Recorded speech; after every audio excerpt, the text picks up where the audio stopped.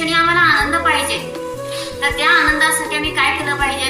स्वतःला जाणलं पाहिजे. त्यासाठी न्यायग्रंथांचा ठोस होण्यासाठी आमच्या जीवनात काय होतो? उपयोग होतोय. बहुतेने सगळे न्यायग्रंथ सर्वज्ञ भगवंतांची सिद्धी करतात आणि सर्वज्ञांच्या सिद्धीमध्ये सर्वज्ञ स्वभावाची सिद्धी होते. सर्वज्ञ स्वभावाच्या सिद्धीमध्ये क्रमनियत पर्यायाची सिद्धी होते आणि क्रमनियत पर्याय होणार की होणार तिला लक्ष देऊ नको हे नास्तिक कथन आहे.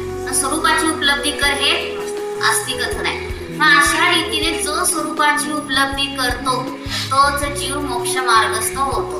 म्हणून न्यायग्रंथांचं पठण पाठन आता कशाला करायचं असं बहुतेक पंडितांमध्ये चर्चा होते की आता काय पूर्वी सगळी खंडखंडाची परिस्थिती नाही, पण आमच्या डोक्यात तसे विचार असतील तर आम्ही सुद्धा त्या मतामध्ये प्रवेश केला आणि त्या खोट्या विचारांचं खंडन करण्यासाठी ही न्यायदीपिका काय करते? आम्हाला उपयोगी पडते.